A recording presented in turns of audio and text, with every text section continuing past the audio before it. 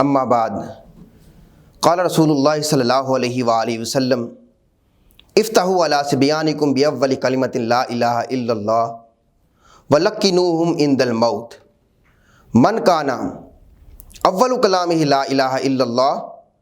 وآخر کلامہ لا الہ الا اللہ ثم عاش الف سنۃ ما سئل عن ذنب واحد۔ آج کی ہماری گفتگو کا موضوع بہت زیادہ اہم موضوع ہے کہ میت کے عزیز و اقارب کی ذمہ داریاں کیا ہیں، کیونکہ ہم دیکھتے ہیں کہ ایک فرد کو ہاسپٹل سے جواب مل جاتا ہے، اسے گھر لے آتے ہیں، لیکن جب نزا کی کیفیت طاری ہوتی ہے، گھبراہٹ کی وجہ سے ایک بے چینی کی کیفیت ہوتی ہے، تو گھر والے گھبرا کر پھر اسے ایمبولینس میں ڈالتے ہیں، گاڑی میں ڈال کر پھر ہسپتال کی طرف لے جاتے ہیں۔ ادھر کوئی پرچی بنوانے چلا گیا، کوئی ڈاکٹر کے پاس چلا جاتا ہے، تو اسی دوڑ دھوپ اور بھگدڑ کے اندر اس کی جان نکل جاتی ہے، روح پرواز کر جاتی ہے۔ اس موقع پر یہ بات بڑی اہم اور ضروری ہے، ورثاء اور عزیز و اقارب کو چاہیے کہ وہ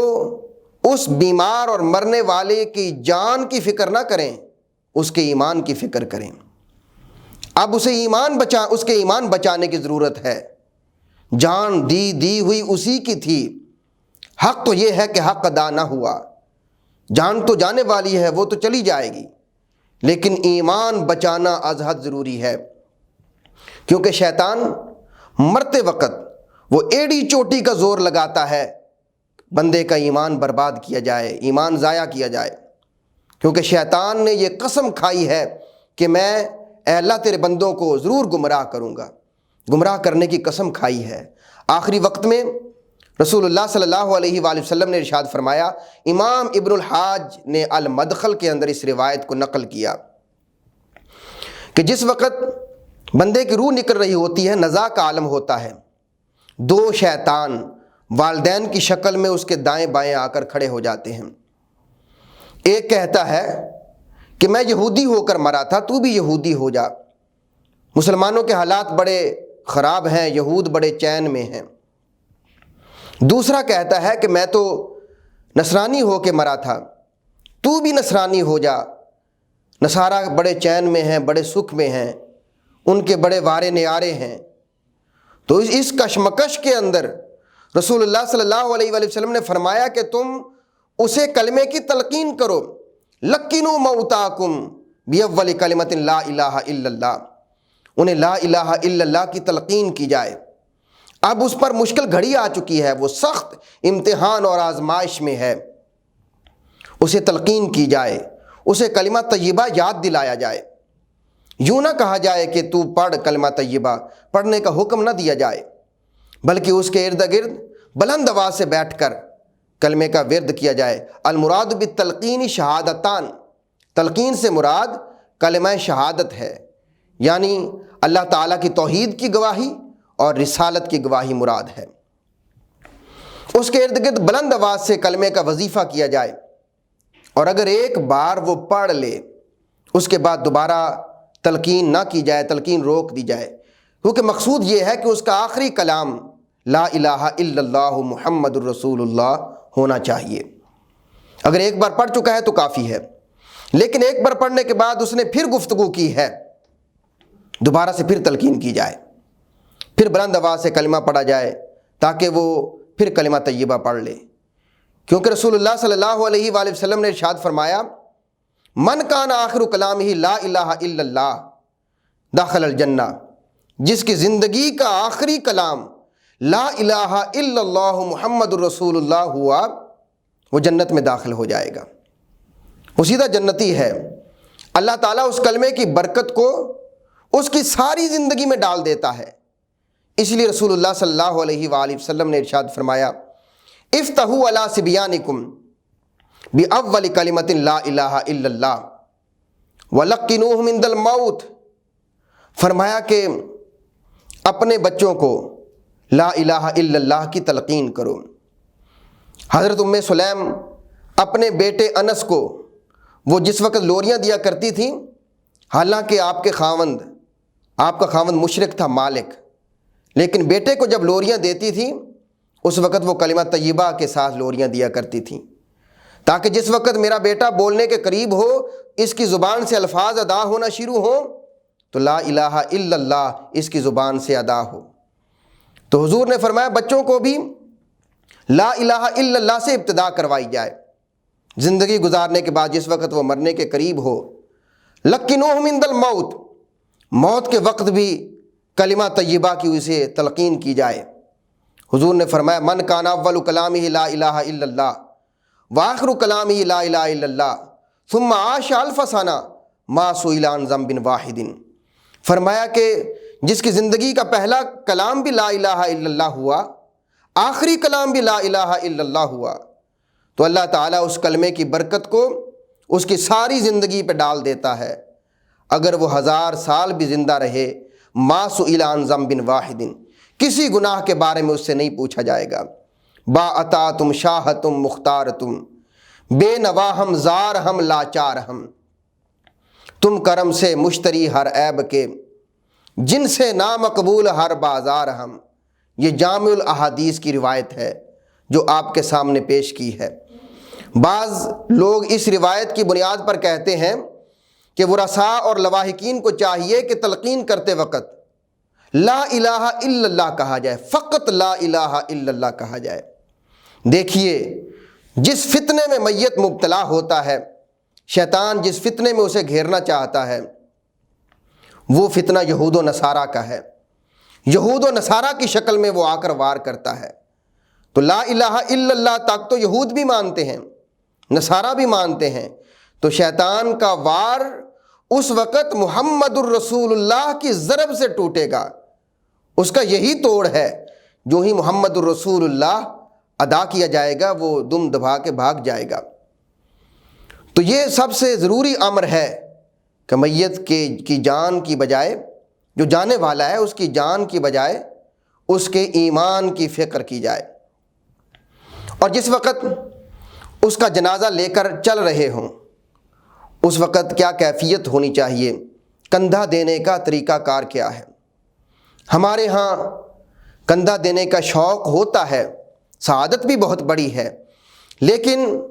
صحیح طور پر سنت کے مطابق عمل نہ ہونے کی وجہ سے ہم اصل ثواب سے محروم ہو جاتے ہیں۔ کیونکہ اگر چابی کے دندانوں کے اندر ذرا سا بھی فرق آ جائے تالا نہیں کھلتا۔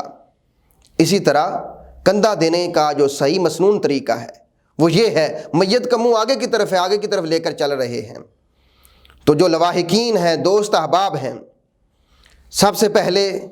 اس کا جو دایاں پایا ہے اس کو کندھا دیا جائے، کم از کم 10 قدم چلے، زیادہ بھی چل سکتا ہے۔ پھر پچھلی طرف کا جو دایاں ہے اس پہ آ جائے، کم از کم 10 قدم چلے۔ پھر دوسری طرف بائیں پہ چلا جائے، اگلا حصہ جو مقدم بایاں ہے ادھر کندھا دے، کم از کم 10 قدم چلے۔ پھر جو مؤخر بایاں ہے ادھر کندھا دے، کم از کم 10 قدم چلے۔ تو یہ مسنون طریقہ ہے۔ جب ایک دور پورا ہو جائے گا، جتنے بھی دور چاہے کر سکتا ہے، جب ایک دور پورا ہو جائے گا تو حدیث پاک میں ہے کہ اللہ تعالیٰ اس بندے کے 40 کبیرہ گناہ معاف کر دیتا ہے۔ 40 کبیرہ گناہ معاف ہونے کی بشارت ہے۔ اسی لیے رسول اللہ صلی اللہ علیہ وآلہ وسلم نے ارشاد فرمایا من غسل میتا وحنتہ وکفنہ ولم یفش ما رآہ خرج من خطیئتہ کیوم ولدتہ امہ، فرمایا کہ جو بندہ میت کو غسل دیتا ہے، کفن دیتا ہے، ہمیں یہ اتوار بدلنے چاہیے، مخصوص افراد رکھے ہوتے ہیں غسل اور کفن دینے کے لیے۔ جس محبت و عقیدت کے ساتھ بیٹا غسل دے سکتا ہے، یہ محبت دوسروں کے اندر نہیں ہوتی۔ فرمایا غسل دیں، جس نے غسل دیا، کفن پہنایا، خوشبو لگائی، جنازہ اٹھایا، اور اس دوران اس نے اگر کوئی عیب والی چیز دیکھی میت کے اندر، اس کی تشہیر نہیں کی، پردہ ڈال دیا، فرمایا اس میت کی عزت کرتے کرتے، اس کی تکریم کرتے کرتے اس کی اپنی بگڑی بن جاتی ہے،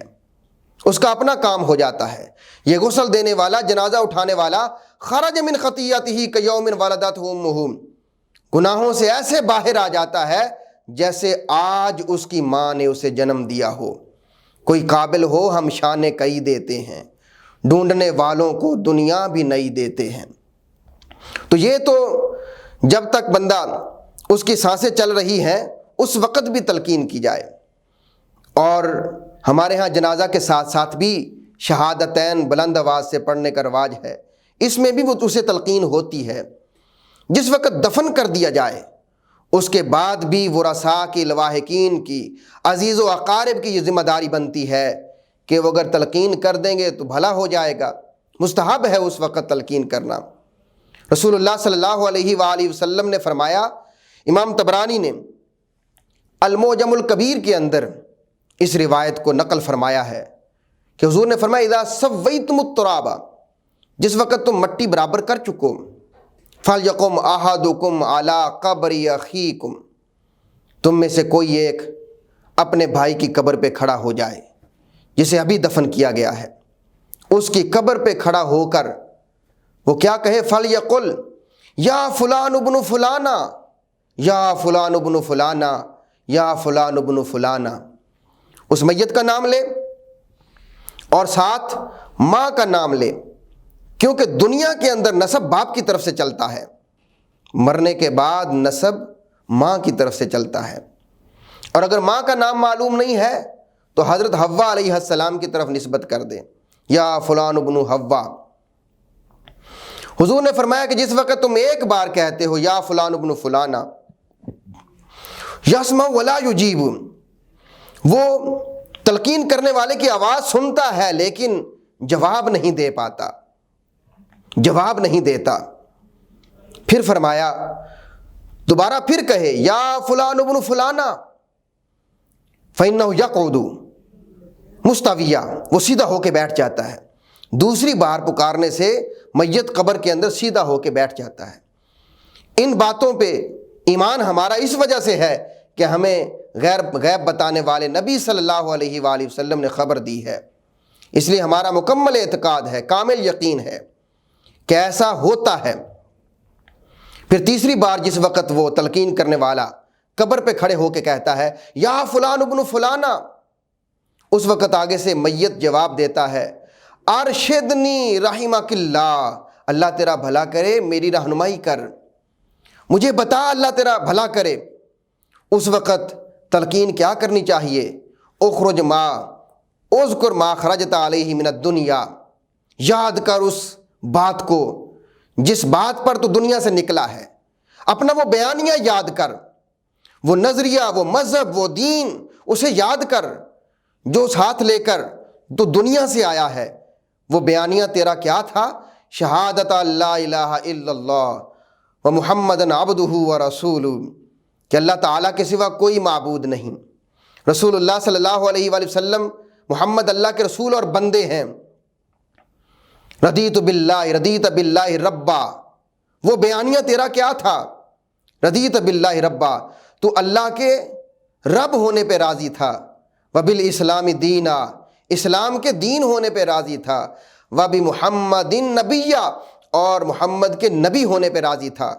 وبالقرآن اماما، قرآن کے امام ہونے پہ راضی تھا۔ جس وقت میت کی قبر پہ کھڑے ہو کر تلقین کر دی جاتی ہے، یاخذ کل واحد من الملائکہ، فرشتوں میں سے ہر ایک دوسرے کا ہاتھ پکڑ کے کہتا ہے انطلق بنا نقعد عند من قد لکن حجتہ، اب ایسے شخص کے پاس بیٹھیں جسے سوالوں کا جواب بتایا جا چکا ہے، جسے اس کی حجت کی تلقین کی جا چکی ہے، جسے جو ہم نے پوچھنا تھا وہ سب بتایا جا چکا ہے، تو اس کے لیے سوالوں کا جواب دینا آسان ہو جائے گا۔ جب قبر کے امتحان سے بندہ پاس ہو گیا، بری ہو گیا، پھر اس کے لیے تو جنت کی طرف سے کھڑکی کھول دی جاتی ہے، اس کی قبر روضۃ من ریاض الجنہ، جنت کے باغوں میں سے ایک باغ بن جاتی ہے۔ تو ہمیں چاہیے کہ ہم جو دنیا سے جا رہا ہو، بیمار ہو یا دنیا سے چلا جائے، تو عزیز و اقارب کو چاہیے کہ وہ اپنی ذمہ داریاں اس حوالے سے بھرپور نبھائیں کہ اس کے ایمان بچانے کی زیادہ سے زیادہ فکر کریں۔